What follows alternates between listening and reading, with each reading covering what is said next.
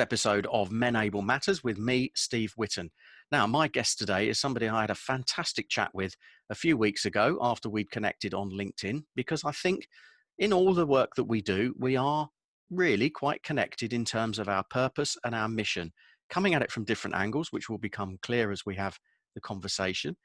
Welcome to Men Able Matters, Julia Muir. Julia, how are you? I'm very well, thank you. Thanks for inviting me to chat today. You're more than welcome. Now, the bit that I should have added in, of course, is that you are the CEO of Gaia Innovation. Apologies, did I pronounce that right? Gaia Innovation is the correct pronunciation. Okay, but also, actually, the bit where we did connect was that you are the founder of the Automotive 30% Club. So in all of that, if you wouldn't mind, just do us a bit of a favor and tell us who you are and where you're from and your background and what led up to that. So. Okay, great. So I first encountered the motor industry when I was about 8 years old, when my dad took on a home tuning business to supplement the family income. He was a firefighter, but also, as you probably well aware, that firefighters don't earn much, and certainly didn't earn much in the 70s. Yeah. So he took on this extra home tuning business, and I used to help him run the business. So I would go out with him in the holidays to visit customers and do the 54-point engine check with adjustments and checklist sheets at the service sheet, and also take bookings, from on the phone at home. So when it came to looking for a job at university, and Perry's Motor Group came along to showcase all the fantastic careers in Perry's, it was a no-brainer for me to go along and try and get a job for them. Plus, it was a £7,000 plus a company car, which was way above most of what my peers were looking for at the time. Wow. So I started off at Perry's Motor Group. Then, after a couple of years, moved on, joined Ford Motor Company in on the Dagenham Estates in human resources, or employer relations with the unions, as it was called then. And I suppose it was at that point that I really understood the pressures of the automotive sector, because having worked in Perry's, it was a very fast-paced environment, but actually quite positive energy, quite playful and fun. When you move into the production, the plant environment back in those days, I'm sure it's different now, there was huge pressure and significant issues with regards to, shall we say, forceful management of people. Anyway, I moved on from working in employee relations to jumped across to a much easier life in marketing and sales. We used to call it trinkets and trash in Ford, in terms of the amount of fun that you had in marketing versus down in the plant, the real world of the manufacturing. All those pictures you had to colour in. Yeah. Parties, events, motor shows, all the kind of fun stuff. I did several jobs in marketing and sales. I also moved into the product development side at the engineering centre, which I really enjoyed, that being the brand manager for Puma and the ST brands, which are all the sporty, racy stuff.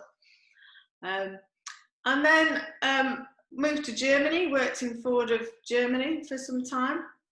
Then took a career break because my husband is also in the sector, and he at that time was president of Mazda Europe, but then he became president of SEAT in Spain. So our whole lives kind of turned upside down as we went to live this slightly strange life in Spain with bodyguards and protection, because oh wow, in Spain, if you're a high profile business figure, you're a target of, well, this was like 7 or 8 years ago, target of ETA, the terrorist organization.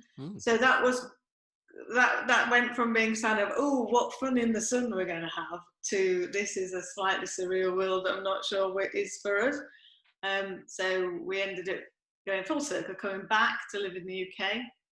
And it was after a couple of years coming back to the UK and teaching on the Loughborough automotive management programs that I'd helped to establish when I was in Ford in the marketing sales team, and realizing that there were no women on any of the courses. There were no kind of future leaders being identified to attend them. So I started to investigate a little bit further about why is that? Because when I was progressing up the career ladder, there didn't seem to be a huge gender imbalance in Ford, and there certainly wasn't in the particular dealership at Perry's at Doncaster that I worked in either when I first joined. So it seemed to be quite a shock to me that things hadn't progressed in all that time. So I went and talked to a few of my colleagues, and the Ford diaspora at that point had gone on to run a lot of the key businesses in the UK. So president of Toyota, president of Kia, MD of Volkswagen Group, were all colleagues of mine from Ford. And we got together and we decided, yes, this is awkward. Right. Julia, I always say this is awkward. We haven't actually done anything about this.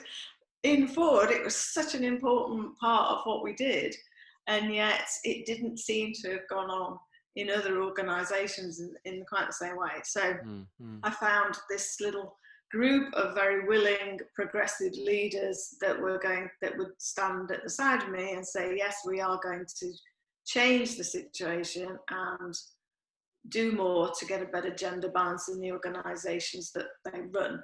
And that was in 2016. And we've gone from, there were 12 founder members, and we now have over 40 members in the club. And the members are all chief executives or MDs, because I truly believe that they have to fully buy into any kind of culture change, and they have to live and breathe it, because if they don't, it's not authentic.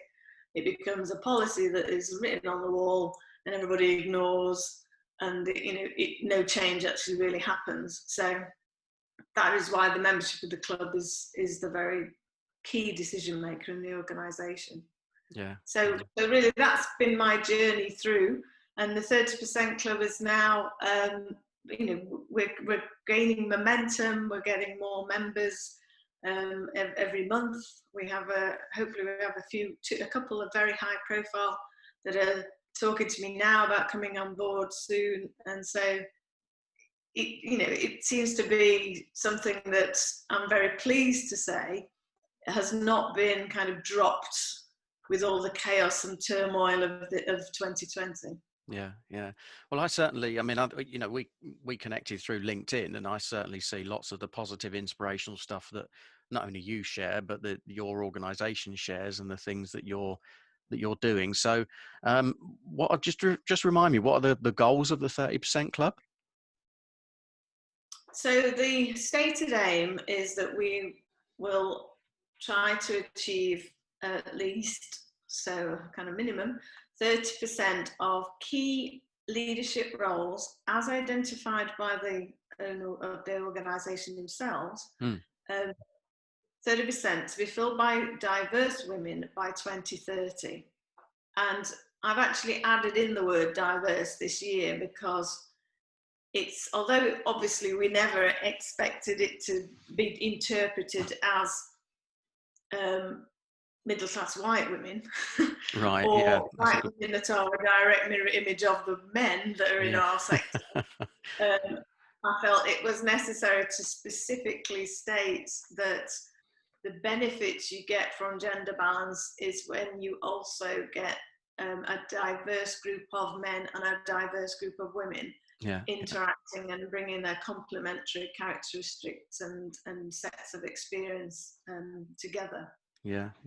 Where would you say that is currently, if you had to put a percentage on it, across the bits of the industry that you have as members or that you know about? Where would you say that is currently?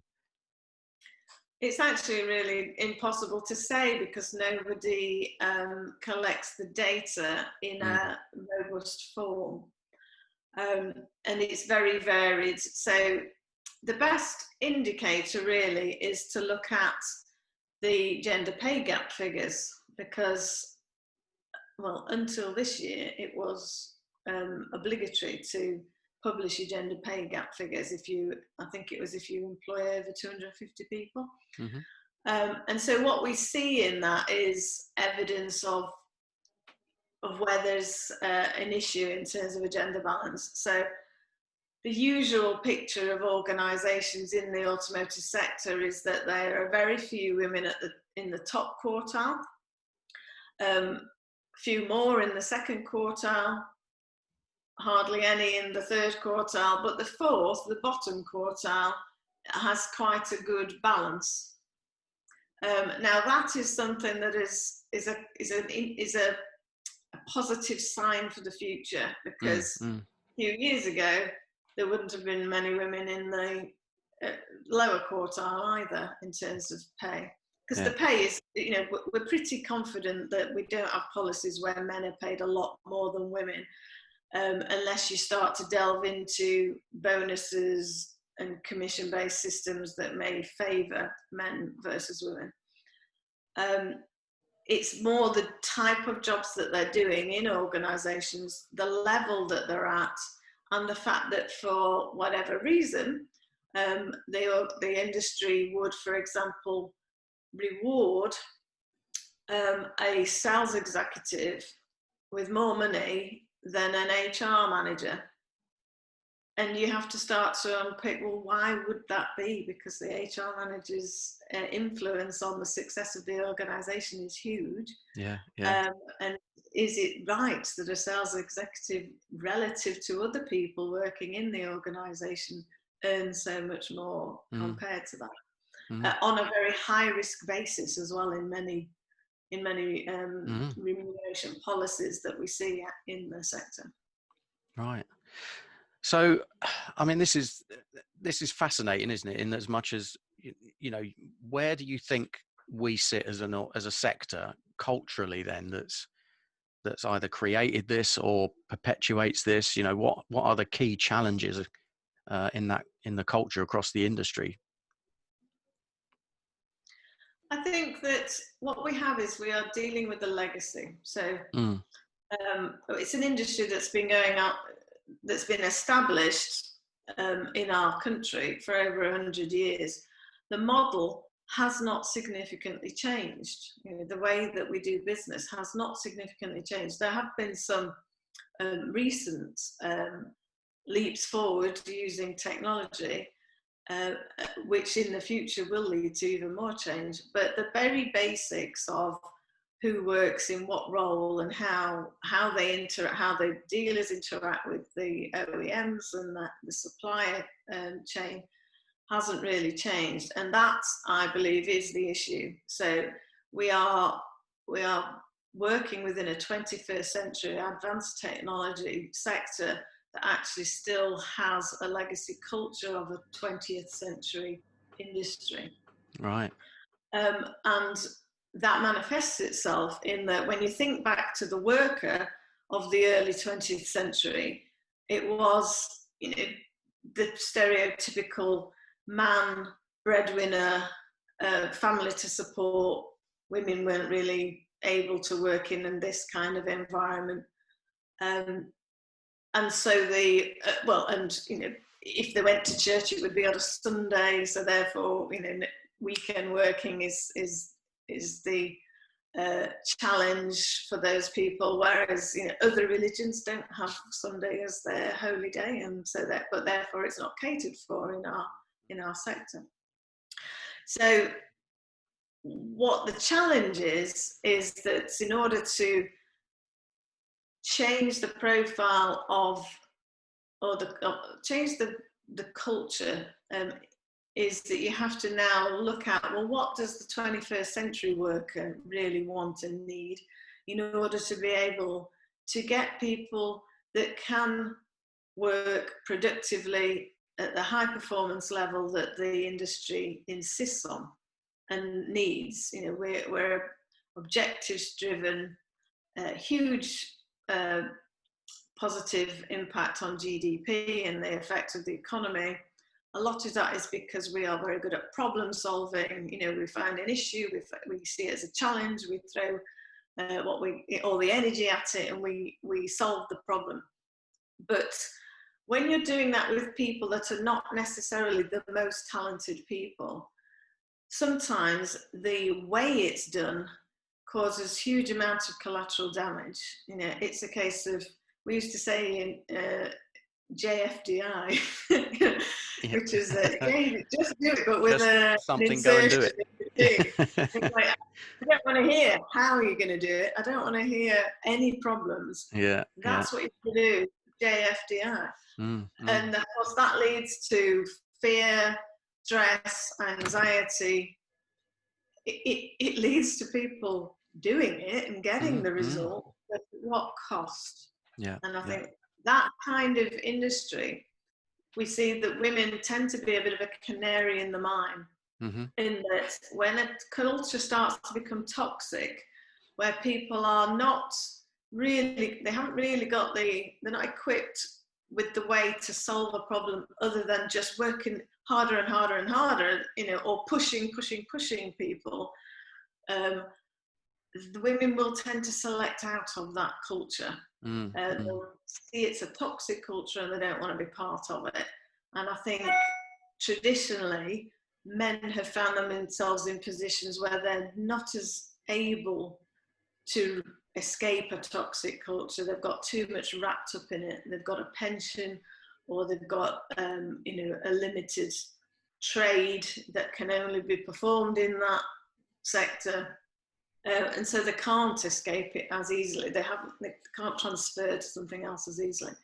And I think that whole cycle of a negative, toxic culture hugely damages businesses. And yet it's amazing how many companies will think that that is okay and that that is the way to be successful. Yeah, And what they're yeah. not looking at is actually they are underperforming and Mm. settling for far less by having that culture. Yeah, this is exactly why I was absolutely really looking forward to talking to you on this podcast today, because we had a conversation about exactly this a few weeks ago, and you know, everything you've said there is also the driving force behind Men Able, because not only, as you've said, we've got this sector where women, you know, to some extent have selected out of it, but the men that have remained in it do have all these anxieties, and what we're seeing is. And I particularly think actually something's emerged in the last few weeks, that most of the men that have reached out to us are between mid 20s and late 30s.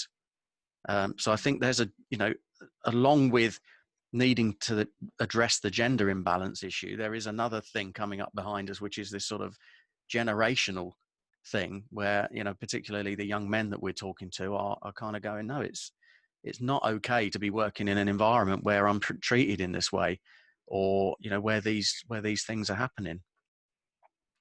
So Yeah, what? and I think it is an age group that is um, highly at risk of suicide, isn't it? I think Mm, that is the group where male suicide is at its highest. And I personally know, I come from a very small community in what you might call Brexit voting red wall north, and it's shocking how many boys I went to primary school with that took their own life between the age of 25 and 40.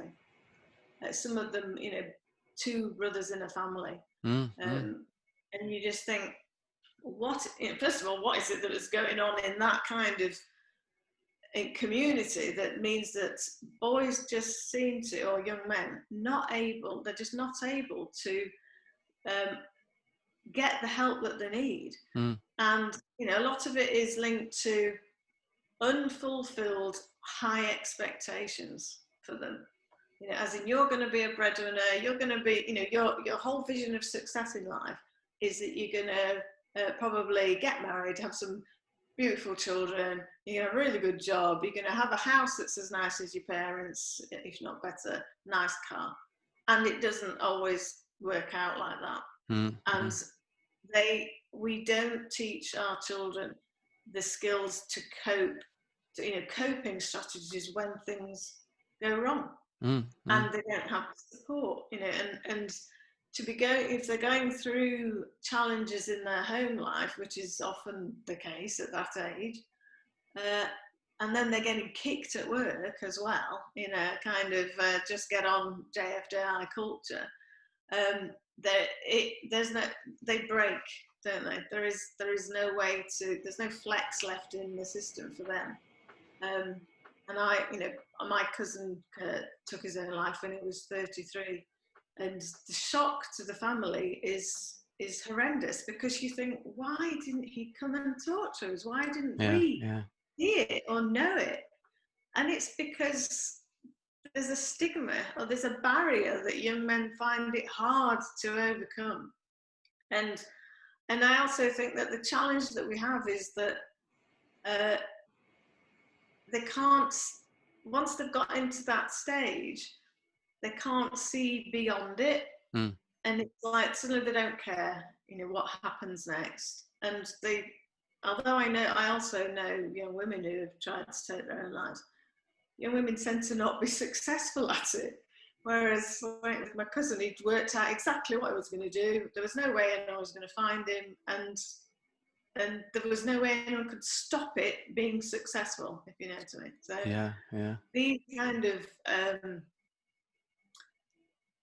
these kind of challenges that young men go through, we have to tackle, and we have to find support for them. No, well, thank you for sharing that, and I think you're absolutely spot on. And I mean, you've talked there about sort of cultural issues, the legacy of way we've been in the industry for a long time. We're seeing that 100% with Men Able, with the difference between some people who get it and others who don't. Where do you think that culture sort of comes together then, in terms of our two, slightly different but very connected purposes, our missions? Well, my key mission is to encourage organisations in the sector to become inclusive. And what that means is that it has to be driven from the top, and the leaders have to understand that inclusion means that everybody's contribution is valued, no matter what their gender is, what their race is, or ethnicity, or sexuality, and that they all have a role to play, and that they're all welcomed and accommodated. And it's understood that some people need different treatment or support or training or whatever to others, because everyone's from a different starting point. Certain people have advantages over others in society that they haven't earned. They've been gifted them based on their skin colour or social background or gender. And we have to understand that we have to level the playing field by giving other people the same level of opportunity. More opportunity, if you know what I mean, by giving them the extra assistance that they may need to fulfill their potential. Because what works for the business is that all the employees are fulfilling their potential, not just one or two at the expense of others. And so the point about inclusion is, first of all, that it gets rid of excluding behaviours. So things that would force people to leave have to stop. So things that were, for example, there's issues with doing meetings late in the evening. That excludes a lot of people, that if they then feel they can't be promoted because they can't attend a 7 o'clock on a Thursday night meeting, then they will probably feel excluded from the organisation and end up leaving. There is also the issue of when people need support in terms of their physical health or their mental health, to be able to be that support network that they need. And remember, most people spend far more time with their work team than they do with their family. They need to be able to feel that they belong, and that they're in a kind of a family sense where people will look out for each other. If you reach out, somebody will reach back and help. That's what comes from an inclusive culture. So, for example, diversity on its own doesn't necessarily bring inclusion. You have to build in practices and processes that make sure diverse people are not at conflict with each other. You're looking for common ground and protocols that will make sure that people are accommodating very different people. And I also think that organisations where there is a huge gender imbalance, whether it's all male or all female, go down this rabbit hole culture of it being an unhealthy culture. You know, I've worked in situations where it's been all female teams, and it's often not a nice culture. My daughter left a girls' school because she didn't like the fact that there was, it's like competition turns inwards instead of outwards. So you start to compete against each other about trivial stuff as well when it's children. But then you transpose that concept into a male-dominated environment where there's a sense of a pecking order or an alpha male, and then who has to fit in around that. That's what can happen if you just let a culture grow organically. You will find that there are certain people that become influencers and unofficial leaders who quite often are not the kind of person that you'd want to have a position of power in your organisation. And I think this issue of the inclusive organisations tend to share power in a healthier way. And one of the challenges that we have in our sector is because of the structure and hierarchies, it is open to abuse of power and bullying and harassment. So decision making isn't collaborative, it isn't shared, it's much more of an autocratic approach, which can lead to the wrong behaviour and the wrong cultures. So I see our link, where we're linking in is this mission. If we can create a cultural change that includes people for who they are, brings them their proper selves, their genuine selves to work, and not trying to kind of put on an act about who they are, then I think that leads to this positive culture that will benefit both women and men. Yeah. And also one of the key challenges that we know affects women is the need for flexible and remote working or maternity policies, things that are related to caring responsibilities. And we must do far more to help men fulfill their carer potential and carer responsibilities, because I also believe that that is a key driver for unhappiness in men as they get older in life, because they haven't got the same bond with their children that stay-at-home mums, say, for example, have, and they've missed out on all of that. And I've studied research to try and to look at, is there evidence that allowing men to have more time off work for paternity leave or childcare responsibilities, what's the impact on the family of that? And all of the research shows that children perform better at school, are better adjusted, better mental and physical health when they have what they call an involved father that spends significant time with them, as well as the mother. So there's a huge societal obligation, really, or incentive to share time spent with children and to create organisations where men and women are able to do that. Yeah. Now that's fascinating, because I mean, as somebody who's run a training business for a number of years, one of the key frustrations that I've always had is where it's absolutely crystal clear that our leaders, a lot of our leaders in the industry, the men of a certain age, don't seem to have the emotional intelligence to deal with the sort of stuff that you've just talked about. And I think, interestingly, what I'm seeing is this younger generation that we've talked about, that are more susceptible to, opening up about mental health or maybe even taking their own lives. I do see an increased amount of emotional intelligence amongst those guys. And whatever we can do to create that more inclusive culture, attitude, that addresses gender imbalance, it addresses diversity, acceptance of all sorts of things. I genuinely do believe that there is this, generation kind of coming up behind us in a way, but we've got some work to do, haven't we?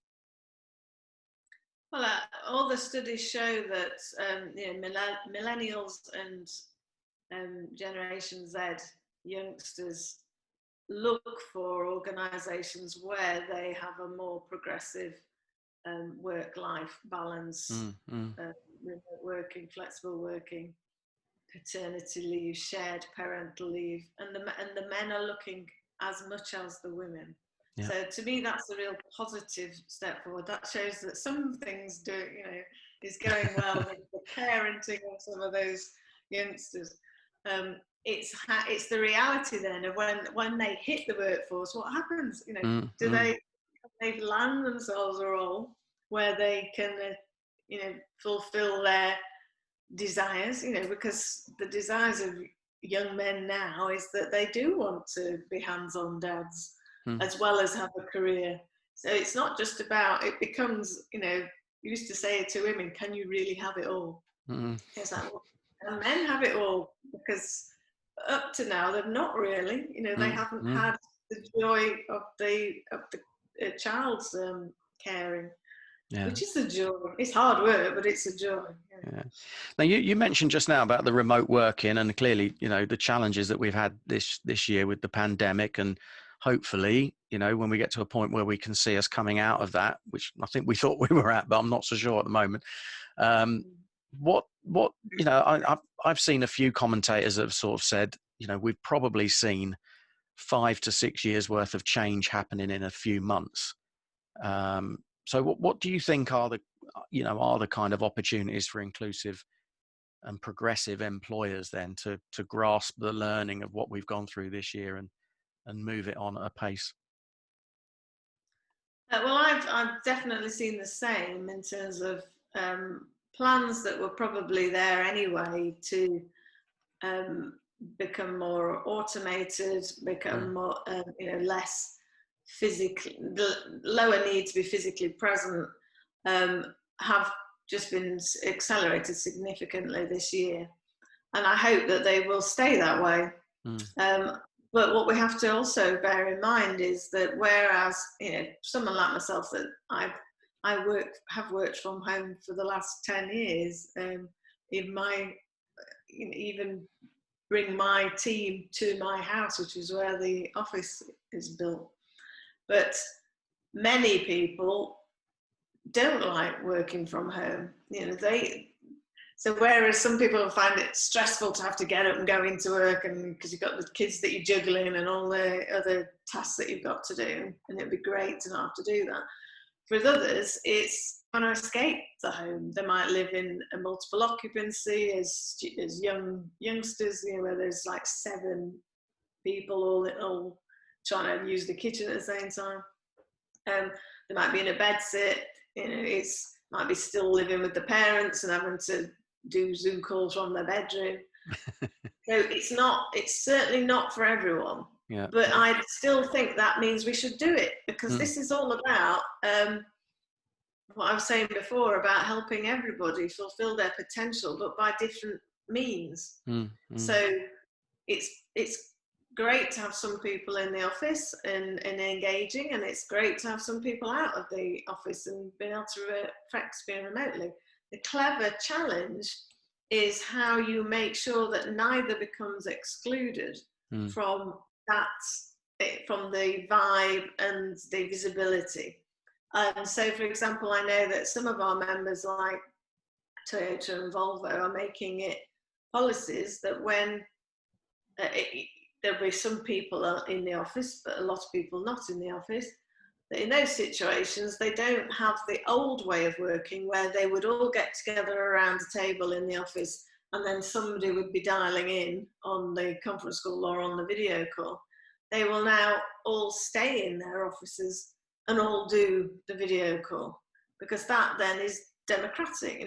Everybody is included in the same level. There's no advantage to being in the office and no disadvantage to being out of it. And obviously, most of the companies are looking at people coming into the office occasionally, just not having this expectation that you're there from 8 o'clock in the morning till 6 o'clock at night, 5 days a week, which is what is the norm in manufacturers, and in dealers it's even longer. In some roles it's even beyond 6 o'clock.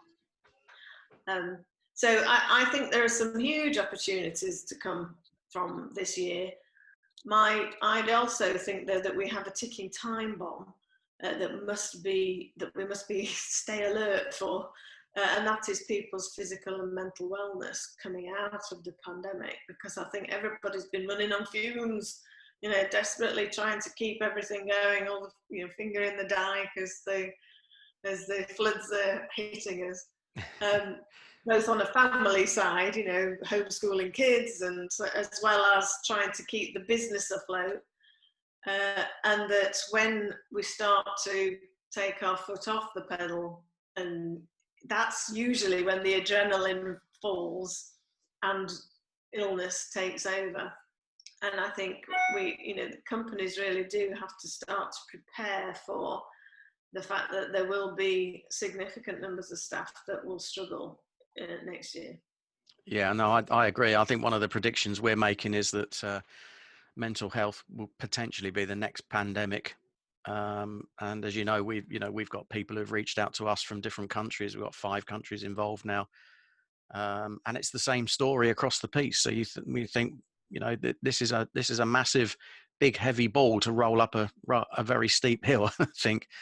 But I think clearly, you're a lot further advanced than we are, and you've got a fantastic mission. But we're all on the same page, and I think your point about inclusion is absolutely spot on. Well, I think there's a journey that people travel on when they are looking at these kind of issues, and I think Deloitte's Women at the Wheel published a really interesting study recently that identified that actually 40% of women surveyed, if given the choice again, would never have joined the automotive sector. So that's pretty disappointing. Yeah, but that anyway, tells a story, doesn't it? yeah, but they quite cleverly really designed what they called a D&I maturity spectrum that basically ran from, I've got a problem, to total inclusive organisation that is high functioning and outperforming peers.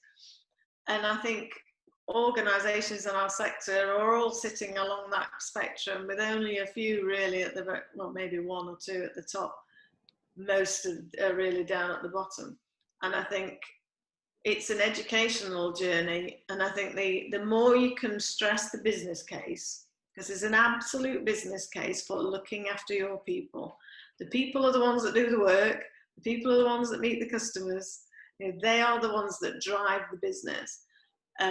It's intuitive and it's right that people must come first. Mm-hmm. And if you look after the health and welfare of your people, if you look after their career aspirations, and you manage their expectations, and you create opportunities, and you drive out bias and discrimination, and drive out bullying and harassment and negative behaviours, you will make more money. It's as simple as that. It's not that if you could become woke, you will go broke. It's absolutely the opposite. And we see it in terms of successful businesses. The ones that have survived for years and years and years tend to have got quite a positive family type culture where they do care about stuff. And historically, it's always just manifested itself in the values of the company. Yeah. And I think that's it. The more we can encourage automotive employers to understand that value creates value, creates shareholder value, stakeholder value, then they must look after the welfare of their male and female employees. Then hopefully we'll have made an impact. Yeah, you're absolutely right. And on the other end of that, of course, is a number of employers that still openly talk about very high staff turnover, and that's, I would argue that they're perhaps not even on the spectrum, are they? They're not even recognizing that there's even a problem or something that needs to be addressed. Yeah, and that what that also drives, or it could also be a reason for it, is this tendency in the sector to just recycle poor performers. Yes. Yeah. So, they don't do enough investigation into why they left. That you see them cropping up. They've been fired from one company. I have to say, it is usually men. Oh, yeah, yeah. Cropping up in one company to the next, and you think, Yeah. did you not read about what happened with him at the other place? And, oh no, so there they are. They last about 2 years. They burn the people that work for them. People lose good staff because they can't work for somebody that's incompetent, and then they're found out and fired, and off they go to the next place. Yeah. And this really has to stop, because those people truly damage businesses and also the sector. So there's a lot of, I would always question why companies put so much importance on so many years experience in the sector and not actually look for evidence of that person's competence and expertise. Because everyone knows somebody that's done a job for a year and is fantastic at the job, and someone else can do the same job for 5 years and be rubbish, and yet that person gets the next job because they've got 5 years experience. Yeah. And the person that's great doesn't. And we need to become cleverer in terms of looking at human resources and recruitment strategies and retention strategies. Yeah. And I think that's a fabulous way to sort of sum everything up, because I think that under that umbrella, it's everything that you and I are talking about, isn't it? And you're spot on about these people that move around, and it's frustrated me for years that it's almost carried as a badge of honor that they've done a year here or 2 years there and 3 years there, and there they are. And they used to sit on training courses with me and go, "Oh, I've been in the industry 25 years," and we'd always throw back the question, well, yeah, but does that mean you've got progressively better for 25 years, or have you done it for 1 year 25 times? And would normally go a bit quiet at that point, because I think they knew what we were getting at. So yeah. So thank you so much for joining me and sharing your sort of thoughts and insights there. I mean, where are you next going with the Automotive 30% Club there? I mean, you're definitely making some fantastic progress, aren't you? So what are sort of some of the next things for you? What can we see coming out fairly soon, maybe? Well, I've written a book, which I wrote in lockdown, don't miss a crisis type of thing. Which, are you allowed to say what it's called? Is it out yet? Yes, it's called Change the Game, a Leader's Route Map to Building a Winning Gender Balanced Business. Wow. It will be available from me in January, but its official launch in the bookshops and Amazon is March the 9th, which is to coincide with International Women's Day. So yeah, it'll be available in all good bookshops then. Which is mostly Amazon at the moment. It features case studies from the members, so Volkswagen Group, Volvo, Toyota, Jardine Motor Group, Virtu. Lots of people have contributed to the book with case studies of best practice. And it basically outlines 6 steps to success. These are the things that you need to do to create an inclusive culture, to measure your data and plan for progress and set goals, and make the necessary changes to the organisation that you'd need to do to get a gender balance, because you can't just say, go and find me some women to hire. There's a reason why women don't come and don't stay. Yeah. Okay, so next time we talk to Julia, not only are you the CEO of Gaia Innovation and the founder of 30% Club, but you're a best-selling author as well. I'm just putting it out there, Julia. Just make it happen. Yeah, if you say it enough, maybe it'll happen. It's like everything we're aiming for, right? Yeah, so I wrote a book during lockdown, and it's called Change the Game, a Leader's Route Map to building a winning gender balanced business. Mm-hmm. It's out with Practical Inspiration Publishing, and it will be on general release on March the 9th through all good bookshops and Amazon, obviously. But I do also have some copies to provide to people in January, from late January, if there's any interest. But it will be used as the cornerstone, if you like, of what the 30% Club is going to be talking about next year. So Mm-hmm. we have an annual conference that will be digital, obviously, this year, with a lot of the key players taking part in panel sessions and masterclasses. And the theme of it is changing the game and using, inclusive leadership to create better organisations and cultures. Well, I'm not normally one for inviting myself to things, but if there's a way we can be involved in that, count us in. We would absolutely love to be. So that sounds amazing. So yeah, and good luck with that. You can just register and watch the conference. It's open Perfect. to all. Yeah. Okay. We'll make sure. Yeah, we'll make sure we share the link and everything as well. So yeah, that'd be great.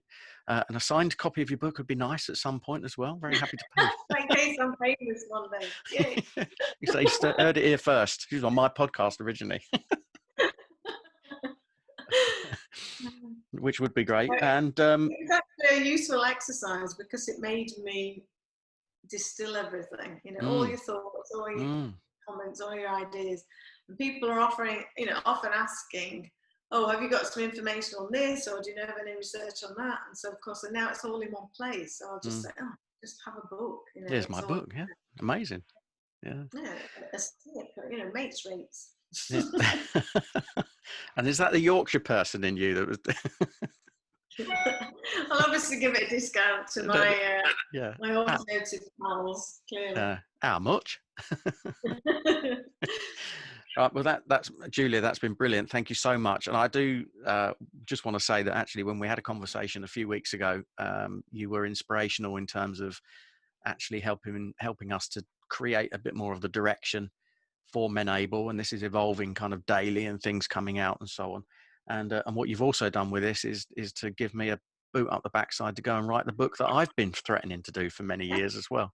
I recommend it. You need a bit of time and lots of wine. Right. Okay. Yeah. Well, both of those are fairly easily come by these days, aren't they?